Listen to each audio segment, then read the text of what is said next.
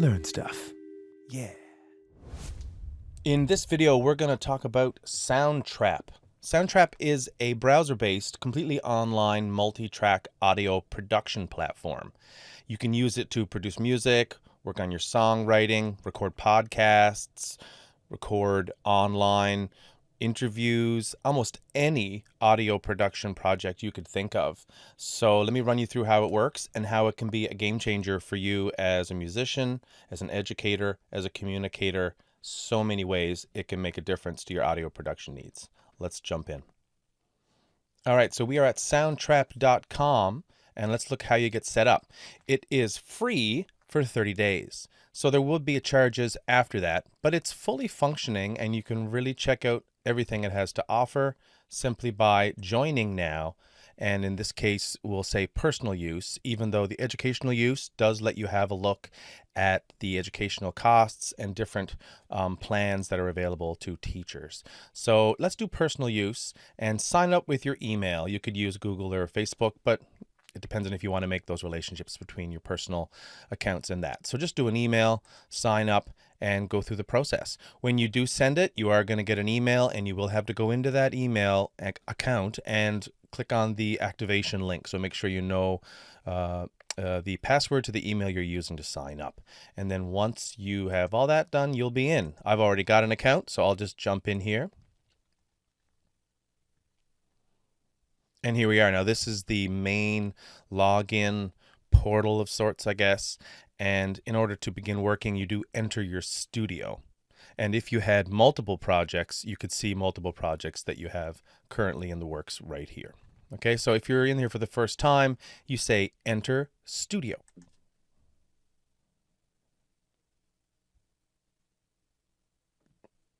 All right, so now that you're in the studio, it's going to ask if you want to do a music-based project or a podcast.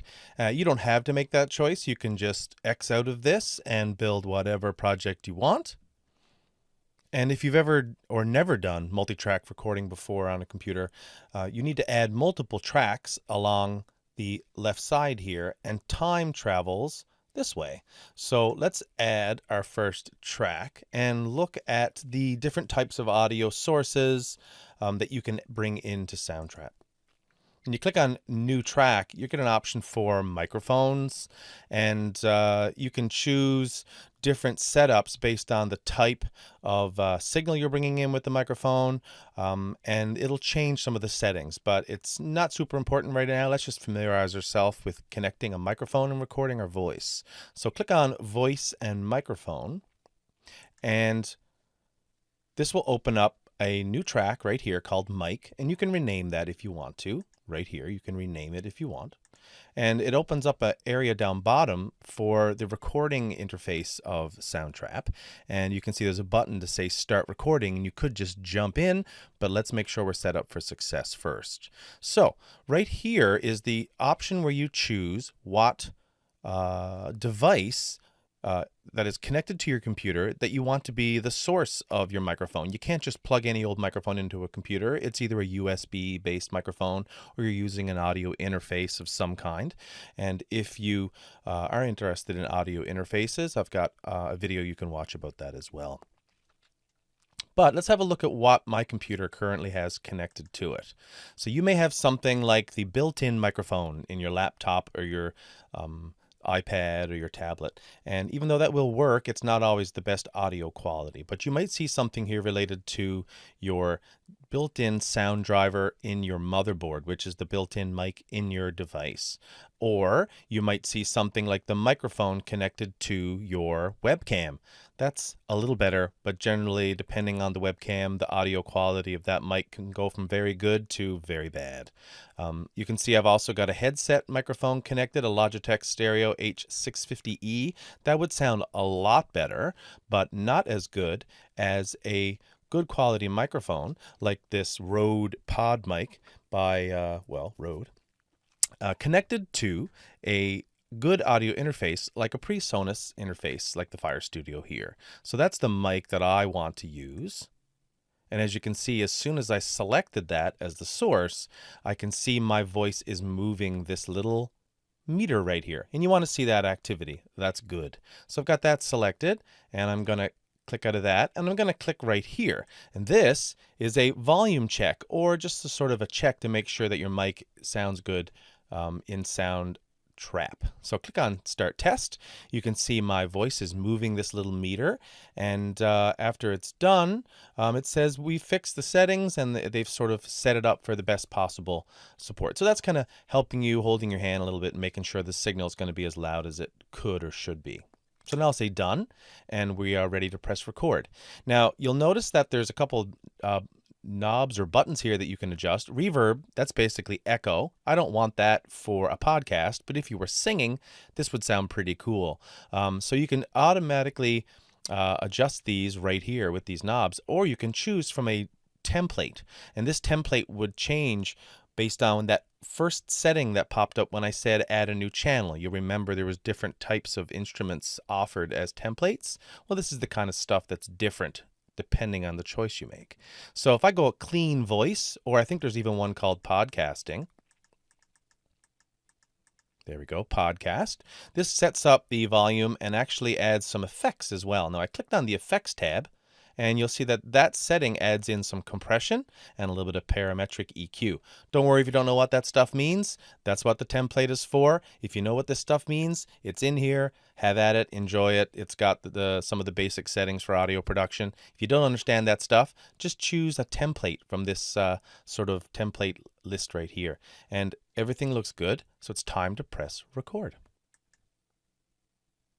So you'll get a countdown, and you'll see that the time marker here starts to move. You know, we're recording and the timer's going. So right now it's recording me, but don't worry, all this stuff, we can edit it out. So let's get a good take. Let's pretend I'm doing a podcast. Hey everybody, you're tuning into the Greg in a Box podcast, where Greg and guests talk about technology and software and how you can be creative online. There, so that's like an intro you could use for your podcast. So let's stop. And there you can see the waveform of my recording. And if I want to listen to it right away, all I have to do is click anywhere in the timeline. You don't want to click on the actual file thumbnail of the recording here. You want to click in the timeline to move around and listen to whatever part you want. Now the space bar, even though there's a transport down bottom with a play button, in almost every software like this, play is the space bar. So let's position our needle about right here and press space bar. Hey everybody, you're tuning into the Greg in a Box podcast, where Greg and guests talk about technology and software and how you can be creative online. All right, that's cool. So we've got a recording, and what we'll do in a sec is edit this. But first, let's bring in a couple other types of audio just to let you know what Soundtrap can do. Okay, for our next piece of audio, let's bring in an external file on my computer that is a piece of music, an MP3 or a WAV file. So let's say add new track, and this time go down to the bottom and say import file. And depending on your computer, you are going to have a window pop up, be it Mac or PC or what have you, and you'll be able to navigate around your computer and find the MP3 or the piece of music you want to bring in. I've got Intuit, and I got this file off of the free background music that's included in the YouTube Creator Studio. And there we have a long piece of music, and we can mix this in with my voice and do a podcast sort of radio-centric intro. Okay, so we've got two pieces of audio, and keep in mind you could bring in multiple tracks of audio that are external files. You could record multiple audio files, different tracks for each microphone for a group of people, having a podcast recording, or doing multiple takes. So yeah, you can have a variety of tracks. Let's talk about editing these. So right now I've got, and you'll see that the music starting right away, and you'll notice that I've got all of this extra talking at the beginning. So I don't want all that. I want to trim that off.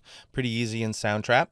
If you hover over the edge of any one of your clips in your timeline here, you'll see that the cursor changes to this, which is called adjust the start, and I can click and hold and drag it in to get rid of everything up to the point of what I want to hear, which is this.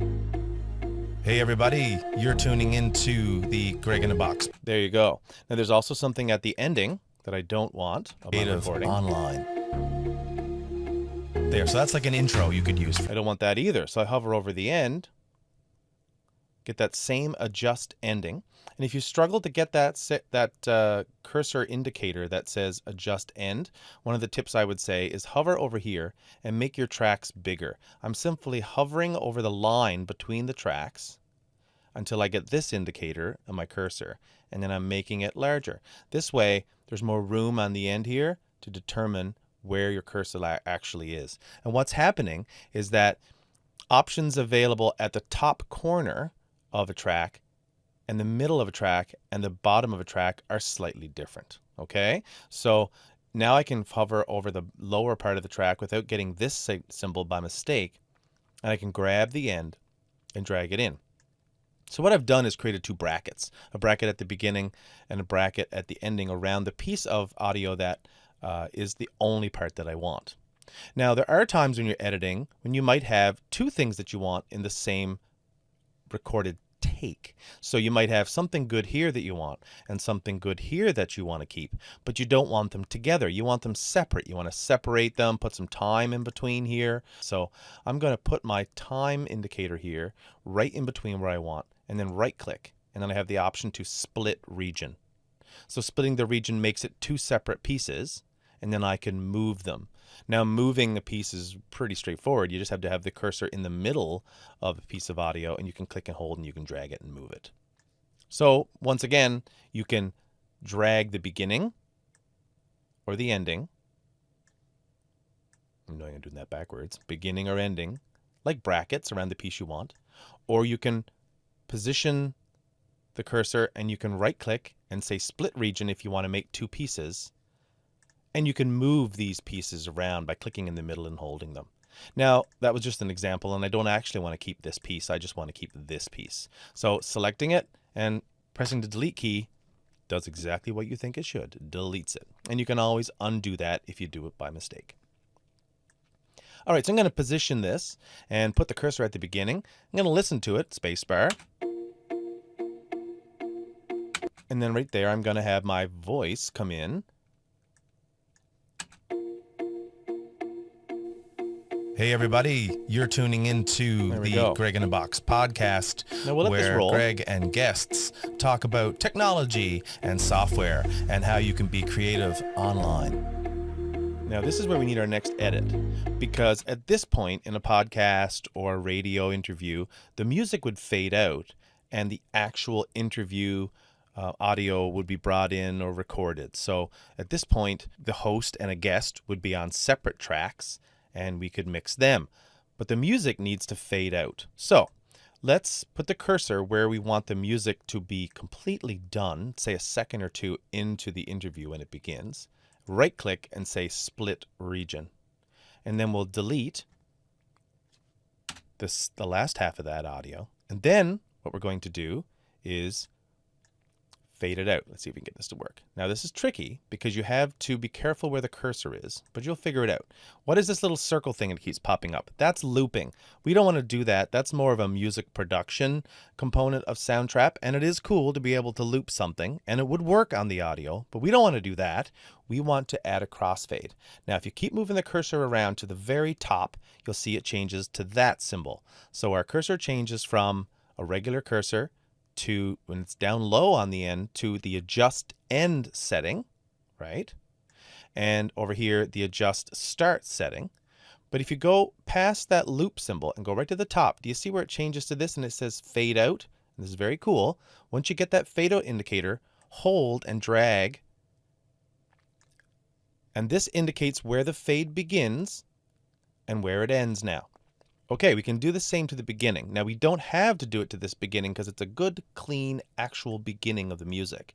But if you didn't want to use the beginning of the music and you wanted to use a middle part of the music, you could actually cut a middle chunk out of a piece of music and fade in both the beginning and the ending. Let's listen. The fade in won't make a lot of sense, but it's still learning something. Hey everybody, you're tuning into the Greg in a Box podcast, where Greg and guests talk about technology and software and how you can be creative online.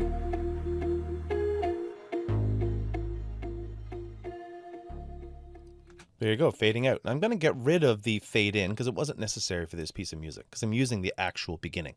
The fade out is great. Now, I want to create a little bit of audio and another track using the mic sort of track to simulate the beginning of the interview. So I'll just pretend that I'm about to interview my parrot, Jasper. She can't talk, but we'll pretend that she's my guest today. So let's add another track. We're going to add a new track. Remember, we use microphone, and we did our setting already. We know we're using my audio interface connected to this groovy mic.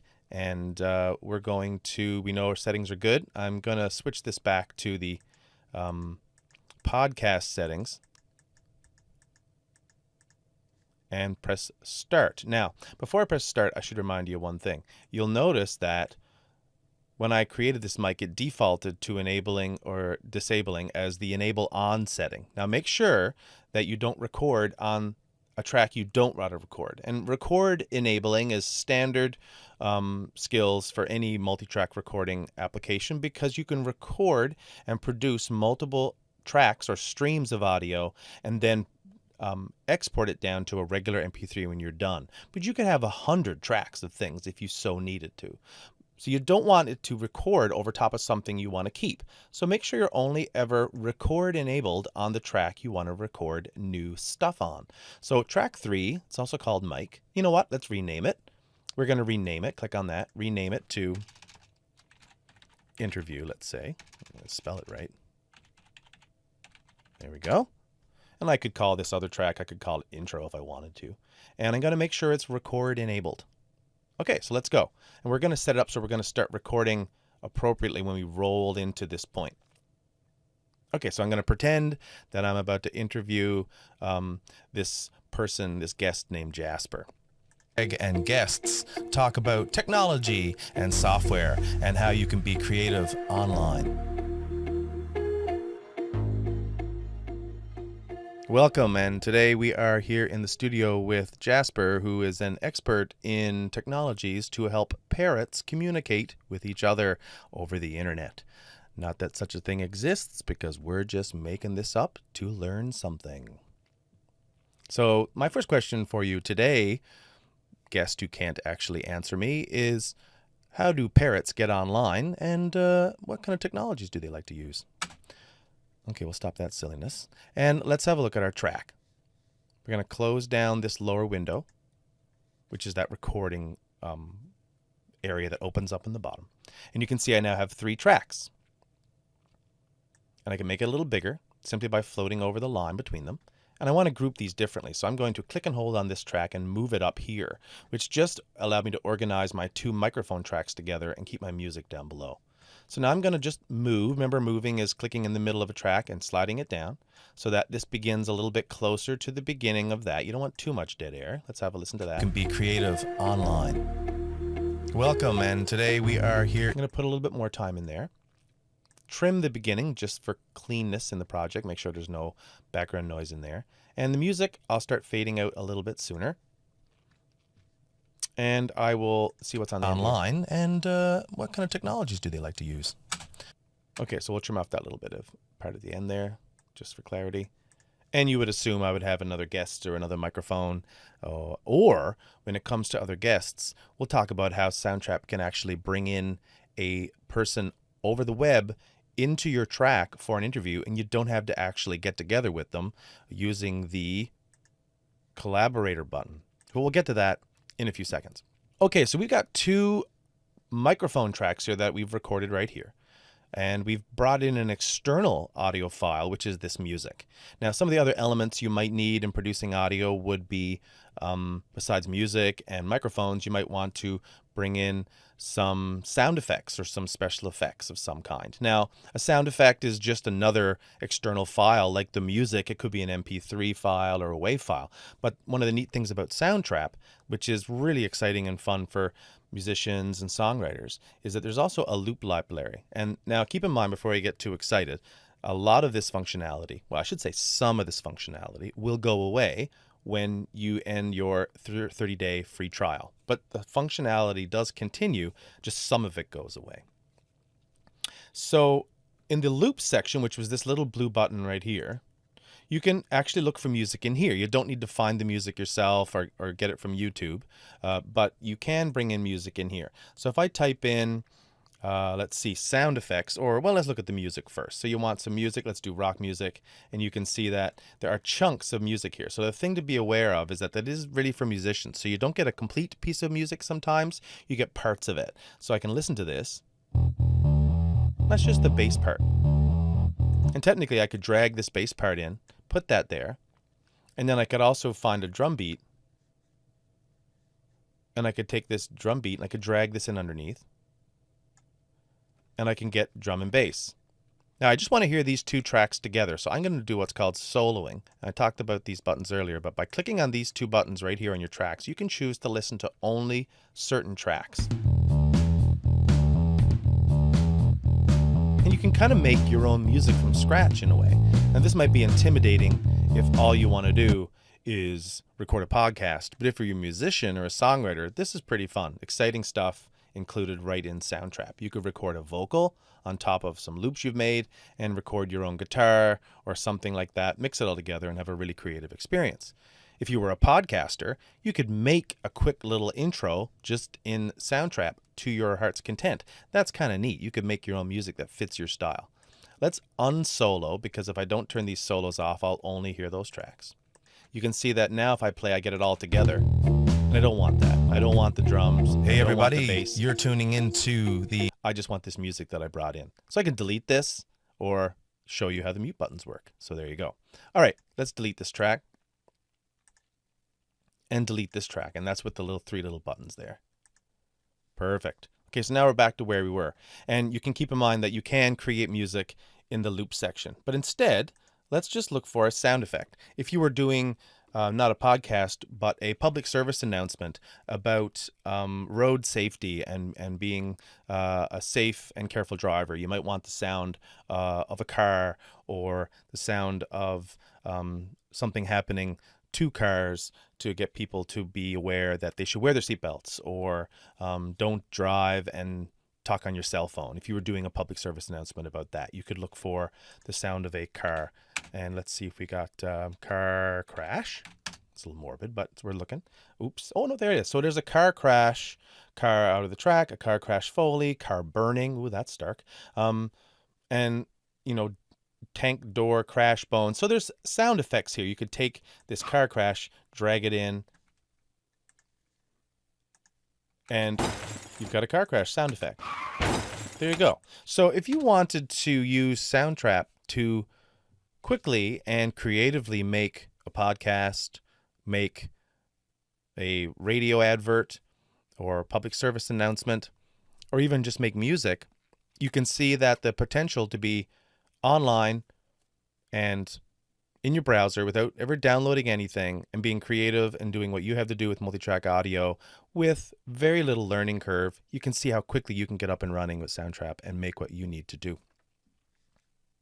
The last couple things to go over are, I'll just close down the loops section here, are the collaboration capabilities and the sharing capabilities. And these are the two components of Soundtrap that make it stand out for educators or journalists, and it's pretty neat, and it brings a lot of things into one place like Soundtrap, where you can do almost everything you need without having to do any other signups for anything or using any other softwares.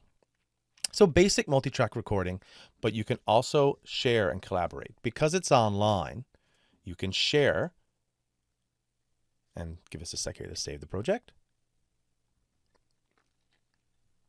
Okay, so I clicked on the share button, and you can add emails of people you want to collaborate with, or you can send them the link. I think the emails is probably better because you can control access, where once the link gets out there, they can get in. So you can share a link with your peers, collaborators, and you can also just send them email invites. Once they're in, they can edit and work on your project together. So be aware of that. If you want to collaborate with another musician, you can send them this link and they can hook up their microphone and sing a harmony vocal with you. They can record a bass part or a keyboard part with you, and then you log back in and you can collaborate and continue to work together. So that's working on the project separately in your own places and your own computers, but making something together online. Very cool. The other thing that's interesting is actually bringing in a guest call. So you can say guest call right here, or this is also available right here with this little blue button. And here you can actually copy an invite link, and then I clicked on that little button down bottom there, and then you say share link with your guest. Let's do that one more time, make sure that you got what I did there. So this is available in share right down here, or you can click here and then say invite, which brings you to the same window. And then you have to click on create a guest call. Then you copy the link and you email that to someone. Once you've emailed it to someone, you stay in the session here in Soundtrap, and they will go into their Soundtrap session, and they can do that on their own device. They don't have to create an account. They can do it just in the browser. But if they want to use an app in their iPad or their cell phone, then they may be prompted to log in. But you don't have to create an account. You can just stay in the browser and get connected. Once they use that link and show up, they'll appear here as a guest. So let's wait for our interviewee to pop in here. Okay, there's my guest calling in for our podcast interview. Jasper's ringing in. Let's say accept. And we're going to set up voice tracks. What this does is create... There's Jasper coming in. Well, it's not really Jasper. It's a rubber chicken. But we now want to set up voice tracks for both my mic and the mic of my guest. Okay, we're going to click on that. And set up. There we go. So it's returned or re-enabled my microphone track here, and it's brought in a track for Jasper's voice across the web from their microphone or his microphone right there. Rubber Chicken's microphone is ready to go. They can do a test as well on their end to test their microphone if it sounds good. But really, at this point, all you have to do is press record when you're ready and have a conversation with your person on the other end, and basically produce an interview or a podcast remotely, all inside Soundtrap. Pretty cool, right? Now, obviously, the Rubber Chicken can't talk, so we're not actually going to push record. But when you do push record, We're just making this up to learn something. So my first question for you today, guest who can't actually answer me, and you can is see it's recording on both how tracks. do parrots get online, and what kind of technologies do they like to use? And I'd be talking, and the Rubber Chicken will be talking, or your guest would be talking. You do your interview, and then you stop. And you get two tracks. One is my audio, and the other one would have the audio if a Rubber Chicken could talk.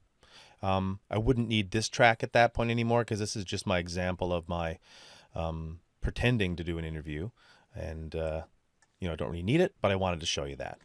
I could technically get rid of this if that was not needed, and then edit these two pieces and bring them right in. You can also see that I can take this piece and move it down to this track just for organization, and bring these two pieces in and start the interview right there. Edit it, do whatever I want to do. So let me just end this call here. I'm going to leave that call. Get rid of the collaborator options. So you can see that you can share with other collaborators and they can work on the same project together with you.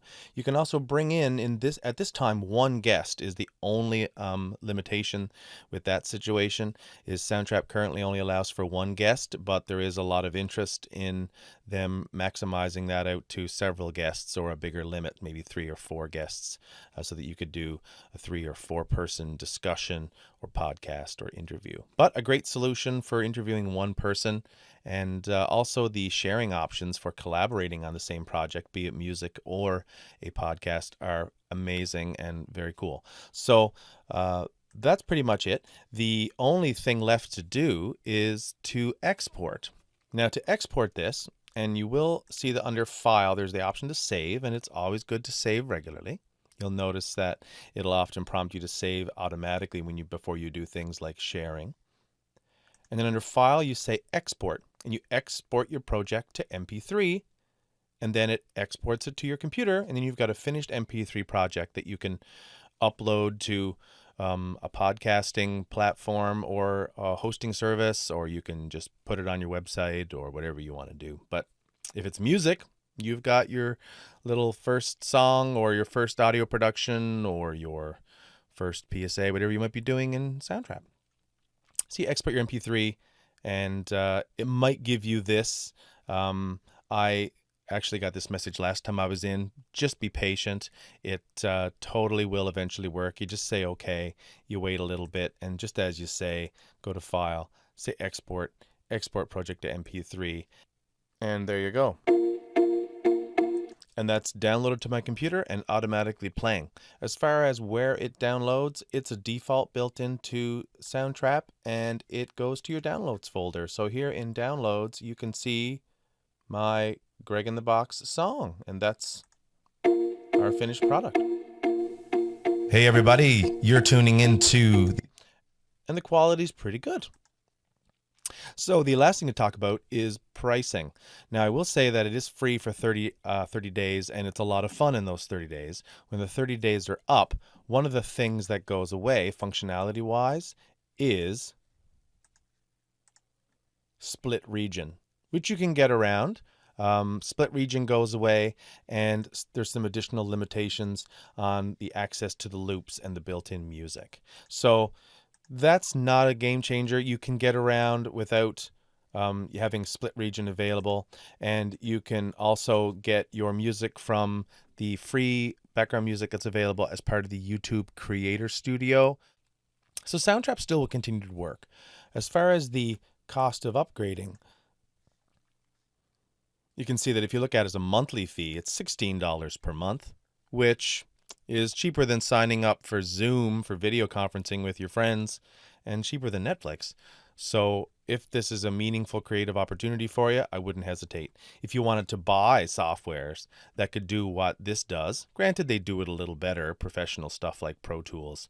If you wanted to buy something, you'd be spending a lot of money, and it won't have all those online collaboration features that Soundtrap does. So Soundtrap isn't the best at any of these things. It's just a great way to have all of those things at your fingertips. Multi-track production, loops, background music, sound effects, sharing capability, collaboration, all online, no need to download anything, and the ability to interview someone over the internet or record and collaborate over the internet in that way. So Soundtrap really allows you to do a lot of things that make it really great for not just songwriters, but someone who's producing podcasts, and also great for educators and teachers that want their students to produce these sorts of things as parts of simulations and active and experiential learning. So hopefully that was helpful, and if you have any questions, feel free to let me know. Learn stuff. Yeah.